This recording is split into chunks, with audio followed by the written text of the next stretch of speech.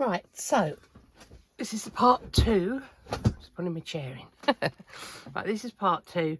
So in the first part, if you look at the end, there's a rook or a blackbird or whatever you want here.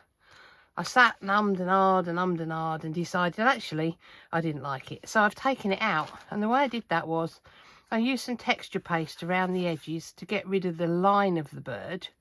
And let that dry, and then I've gone over with matching colours to the background here to get rid of that. So it's just really to show you that if there's something you don't like, you don't need it. And I just don't think that needs anything on this side. I just think it looked a bit cartoonish.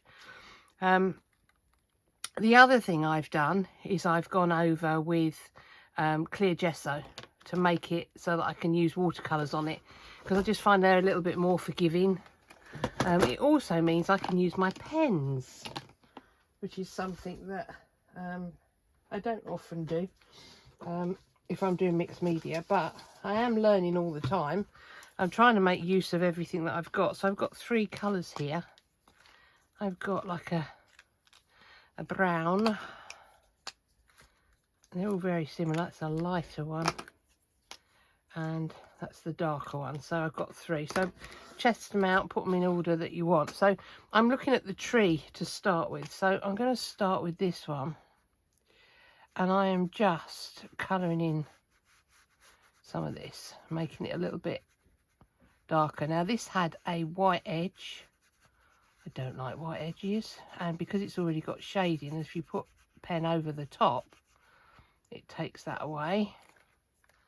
It also looks a little less faded. I think these are graphic 45, and they're designed for a certain paper set, and obviously I'm using it in a journal, so I need them just to stand out a little bit more, just so the tree is more in the forefront. And I think just by adding, I'm just going all over this, I'm not worrying about it, adding this over the top, it's just bringing it out a little bit more, changing the colour.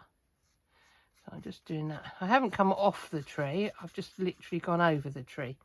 Okay, so for those of you that use these sort of things, this is a clean colour zig pen, a watercolour pen, and it's got a real brush on the end, and this one is brick beige, and it's number 075. All right, then I'm just going to use the lighter of the ones here, just to, again, I'm just getting rid of any white that's lurking on my, I'm not going in with greens on the leaves, I'm going in with browns, just to get rid of any white that might be lurking right around here, just to fill it in, just to make it all sort of merge together, like so. It's very forgiving when you do things like this, because this is quite a light colour. It means you can go over all the colours and it just blends everything in together. Okay, let's do this bit down here. So it just defines some of the, don't ask me why, I don't know why, but going over the top just makes it pop a little bit more.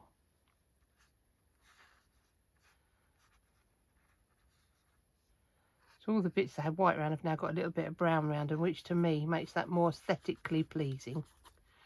That's that one. And then this is, I think this is quite dark, this one, so I'm just literally gonna add little bits like this. Now, because this is watercolour, I can use my finger to just move it around a little bit. Or you can use a brush, obviously, but I like using my fingers. I'm just gonna, I can add a bit of shade in that way. I'm just literally dabbing to get rid of some of the bits that I don't want, and it's this bit here.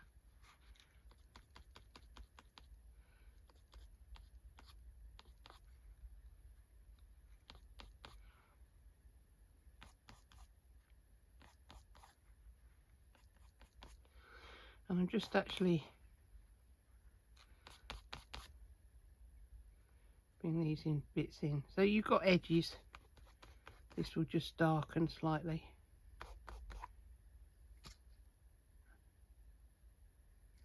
I'm just gonna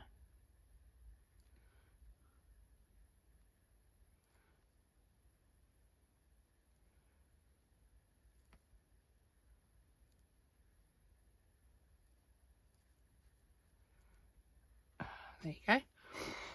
Just to give it a little bit of mouth under here. I'm just gonna, as I say, if it's too dark, just get yourself a, I normally use a water brush because I can control that quite well, but with these you can sort of blend them like paints, which I love doing.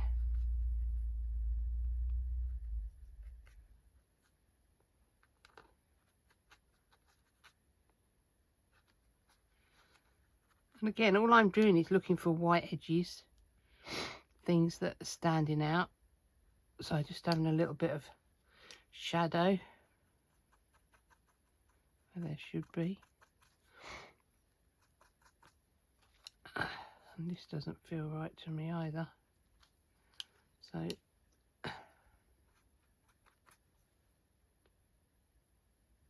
I'm actually using a very small amount of water, because what happens if you use too much water, everything disappears. Which is not too good. I'll just darken it slightly and gradually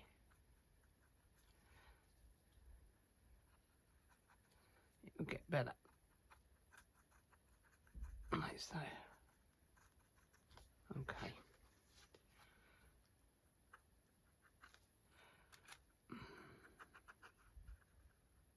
I'm just going to darken the shadow slightly as well, just to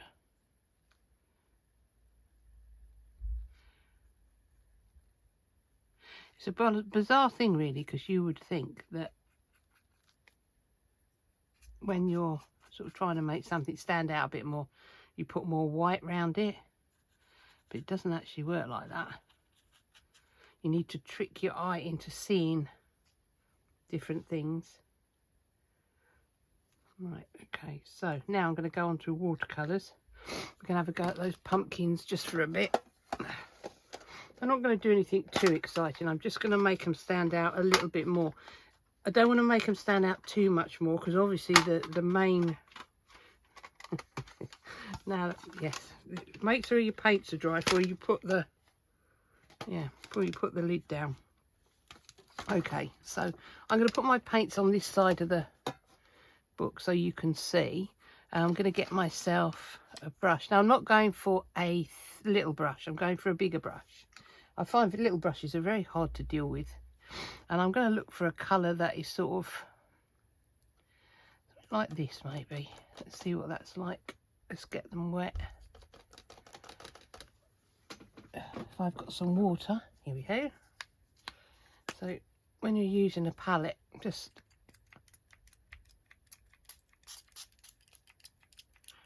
activate them by getting them a little bit wet, like that. And then you can play around with the colours. I just want to see what colour that is. That's quite yellow, isn't it? That's very yellow. That's more like it. Let's add a little bit more water. So I've got plenty. And we're going in little dribs and drabs. Remembering this is watercolour, so if you have an issue with the colour, you can actually start to take it off.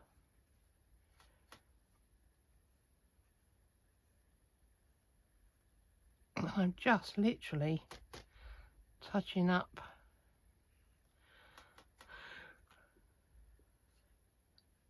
the pumpkins, avoiding the black because obviously it's watercolour and it will run around there. Just doing it so it just brings the colour out, just draws your eye to it a little bit more. I'm not really interested in touching up the flowers because they're all supposed to be much for much. So I'm just going to make that one a little bit darker. And this one here, I'm going to make a little bit lighter. So I am going to use a white. This one. I got 3 different whites. I know white is white, but it's not actually. I got 3 different whites that do different things. So what I'm doing is I'm just putting the white over the top, just to bring it out, just to make it stand out a little bit more white. Sometimes you think to yourself, right, if to make it stand out I need it to be brighter, but as I said, it doesn't work like that, not even on things that are in the foreground. I don't want them to stand out too much. I'm going to try and bring colour into that one as well. I got my tissue here. See if I can just make that pop a little bit more. Yep. And this one.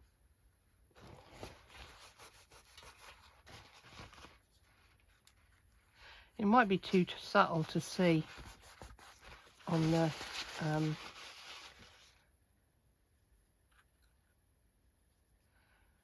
video. But as I say, I'm just very subtly adding some colour to it. Okay, so I'm going to go in with a little bit of green now. I'll just shut that. Everything's going to run now, but never mind. Let's just have a look in here. I just want a little bit of green. I don't want a lot, and I don't want a bright green or anything like that. I literally want a hint.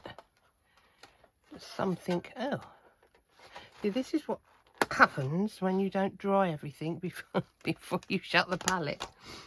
I'm very impatient, I will say. I am, when it comes to waiting for things to dry and that sort of thing. Have I got a... Yeah. I'm going to use one of these brushes purely because ooh, that one maybe that one. I'm not going to activate these because I only need to use a bit. They're quite...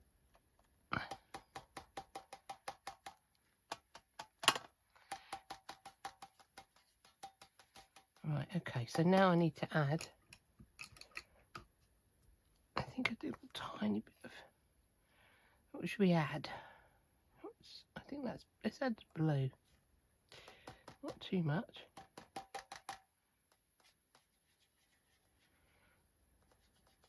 Yeah. Right, let's add the blue. Take that right down. I'm going to take it down one more time.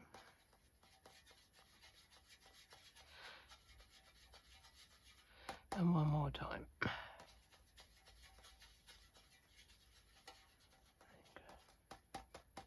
And again, I think.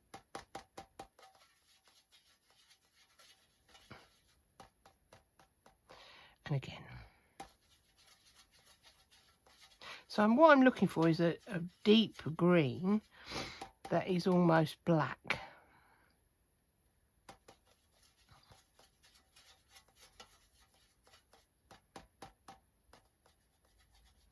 I think that'll be it. Let's see.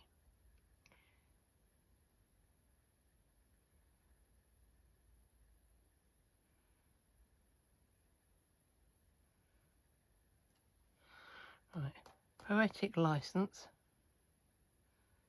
not brown, but green.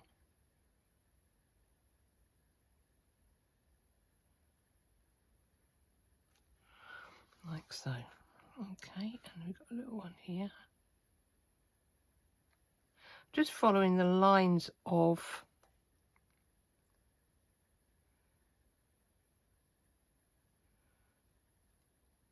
the die cuts. So I'm not actually adding anything. I'm just adding a little bit of green. I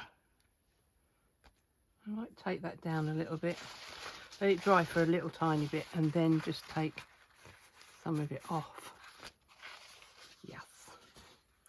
Just needed something. Now can you see this here? I don't know what's going on there. It's interesting, but I don't know what's going on. So we're going to give that a go in a minute as well. And I'm just adding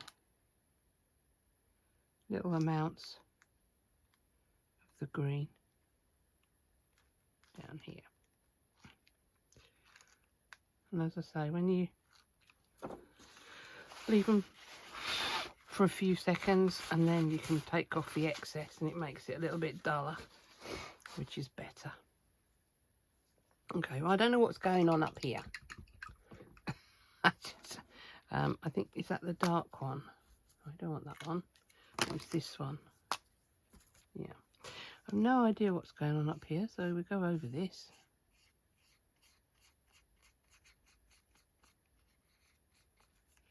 I think this is when I did the white around the figures.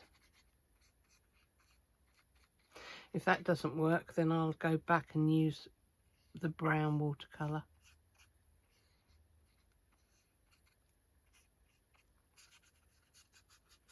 Now obviously you can add whatever you want to, but for me, always with these things, less is more. I really do like the fact that there's, you know, you don't have to have a page full of stuff. It's just what it says to you. And this is what I had in my head when I did it first. Let's remove this. There's a little bit of green there. I suppose no, stop. Just say stop. Right, so I don't clean anything really. That's just me. I don't want to spend the time doing it. I've got other things to do, you know. I do have rub-ons, which I'll have a look. Just bear with me while I just see if I can find some rub-ons. I'm sure they're here somewhere. Rub-ons and wording. I don't always use this. Sometimes I actually incorporate them in the layout, but I know I'm off camera. But I've got lots of things. Oh, lots of things here that I can use, and I'm sure somewhere there is a set of Halloween type greetings.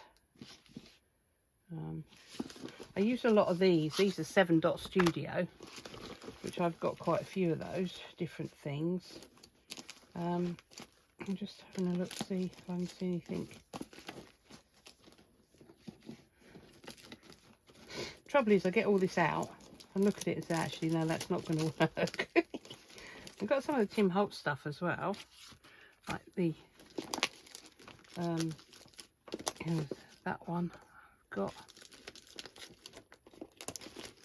a few bits and pieces. I have got lots, but as always, when you're filming, you can't find anything. So I think we'll leave it at that for the minute. Let me just have a look and see if I can find anything sort of surreal. I like the imagination on that one. I don't think birds of a feather really works, does it?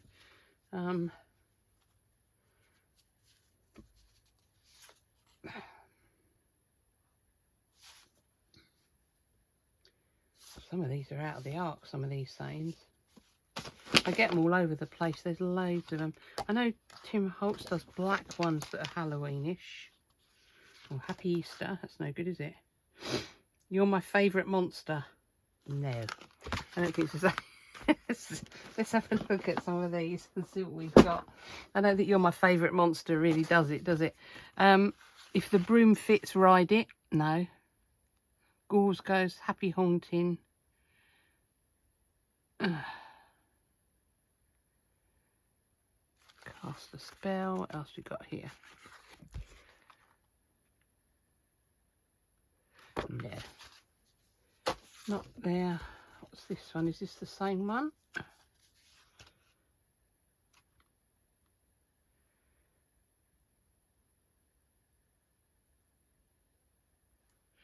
Nope.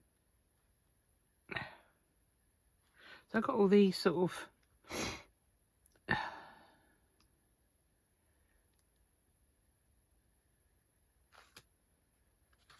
okay, what about that one? Right.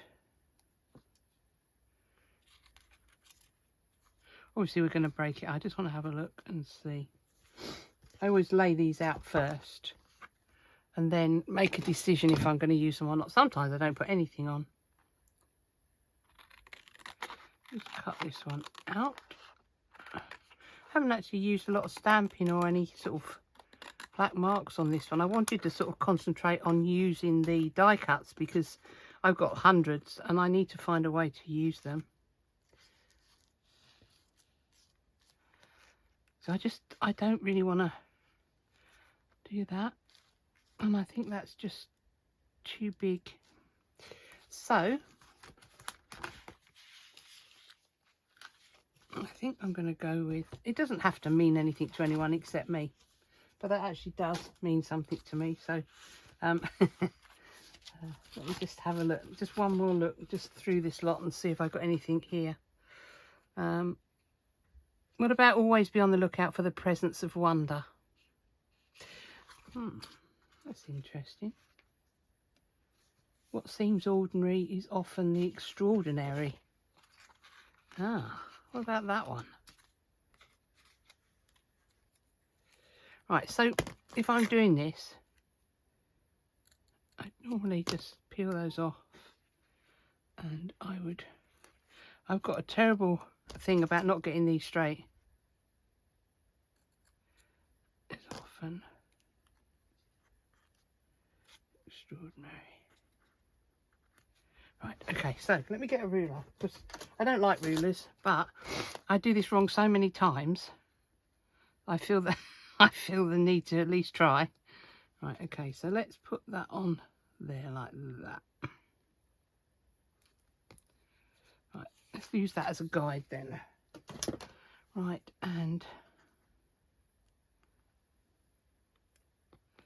that one. And I'll put this one over here a little bit more.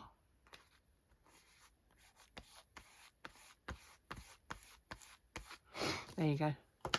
Now another thing to remember is that if you've made what you class as a mistake, I don't think there's ever a mistake when you're doing something like mixed media, but if ever you think that you've made a mistake, then this is the way to put the journaling where you want it to be. I'm using a Aquarellable pen, and I'm just going to put that underneath. I'll show you why in a minute, like that.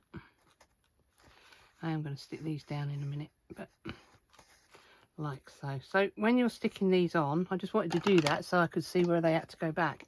When you're sticking these on, like this, make sure you put glue underneath. There's no point sticking these onto mixed media because I've got so many different mediums on here that they're just going to curl off. So see, that bit's not going to curl off. That bit will though. So just lift them, just put a little bit of glue underneath so they stay in place. Okay. When you've got arthritis in your hands, picking something up can sometimes be a bit challenging, shall we say, but we give it a go. There we go. Oh no, that's why I put the black line on first, so I could see where it went back. That's that one.